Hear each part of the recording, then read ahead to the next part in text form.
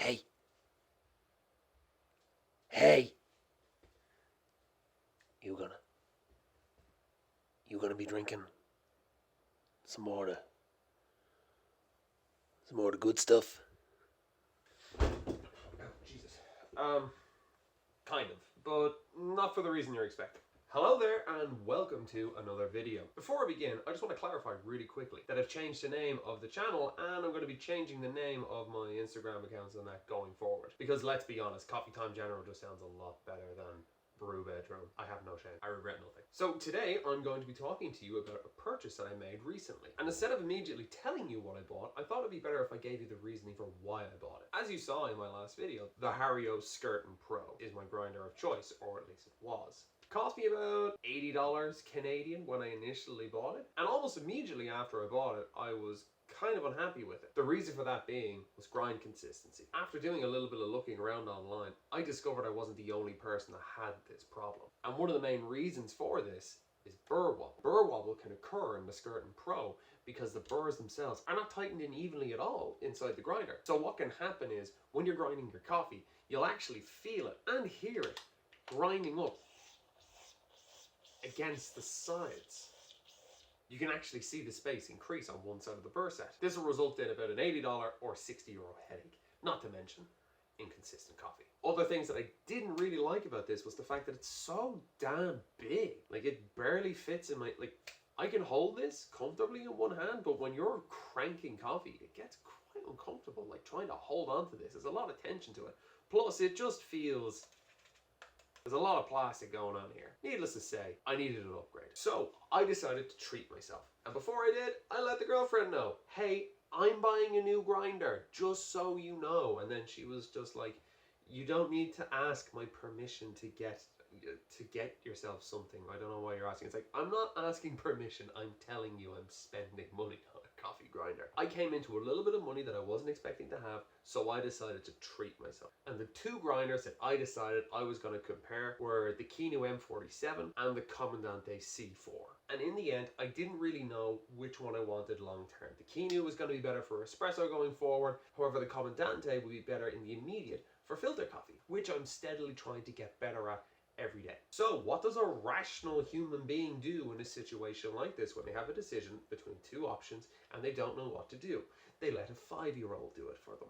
No joke, I actually sat her down on my lap, showed her two pictures of the grinders on the screen, and she was just like, I like this one better. I'm like, oh, why do you like that one better? She's like, oh, because it's red, and red is better. I'm like, red is better. Red is better. And as you can see on this side of me right here, I did get the grinder and I did unbox it. However, the audio was pretty terrible, so we're not going to use that. What we did get was an absolutely beautiful Comandante grinder.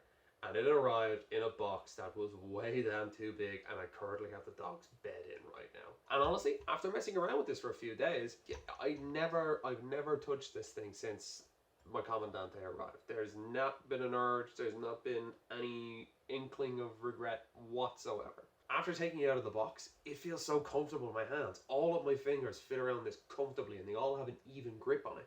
As one of my chief complaints about the C40 Pro was the fact that I wasn't able to hold it comfortably while grinding. When you're doing so, because your fingers don't fit all the way around and it's just an awkward shape to grasp, you're essentially only holding it with your index finger and your thumb. These other three fingers don't really provide any other grip or any other stability. And again, just the more ergonomic shape of this, it just makes grinding it so much more smooth. Each finger has an even amount of grip around the grinder, and it just feels really nice in the hands when you're grinding. Another thing that I actually particularly like about this grinder so far, that not a lot of people talk about when they actually review this grinder or buy it themselves, is these jars on the bottom. Now, the jar that actually came with my Comandante grinder was this amber one here, and there are sets of 4 that are available to purchase from different retailers. And the thing that I love about them is the fact that they fit over the top perfectly. Perfect for dosing in your coffee.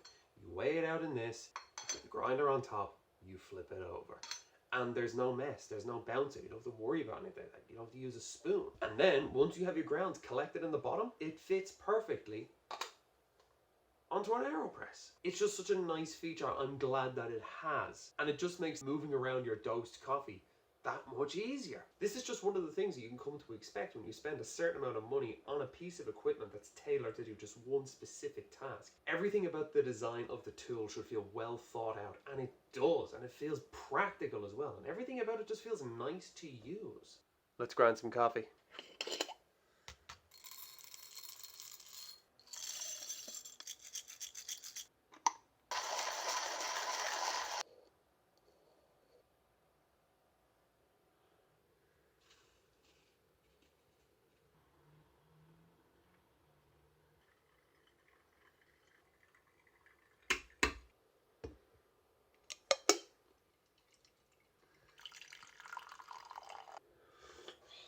How is it under extracted and bitter? I should have used a nicer coffee.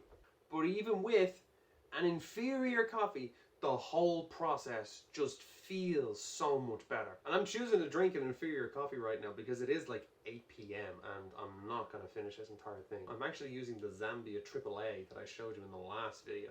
I do actually have some really nice stuff that I want to show you guys in the next video. I have a really nice coffee from Harkin Coffee in Vancouver, one from Nomad in Barcelona, and one from Say.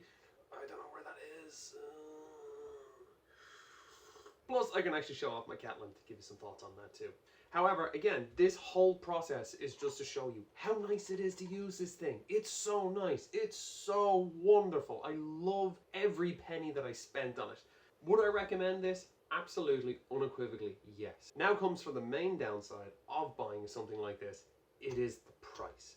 The price that I paid for my grinder was €240, and I got that with an 8% discount on the website that I bought it from. If you are looking to get something like this, I would always recommend that you don't buy off Amazon. If you buy off a retailer that is an Amazon, like say Coffee Desk, you can always find yourself a discount code and get yourself just a little bit off. That can kind of help you justify this and warrant that kind of a purchase going forward. And when you consider as well just how much money you could potentially spend on specialty coffees. For example, these 3 bags of coffee right here cost me about €65. Whereas if you choose to buy something from a more local roaster, for example Cloud Picker, you can spend about €12 on a bag of beans. And you put that saving away, and if you're the type of person that buys about 3 or 4 bags a month, in 6 months, you're, after putting a significant dent into the price of this thing, plus if you have like birthday or Christmas coming up, you can always ask for someone to give you the money that you're missing to pay for something like this. Getting a really nice grinder is hard, but it's not as hard as you think.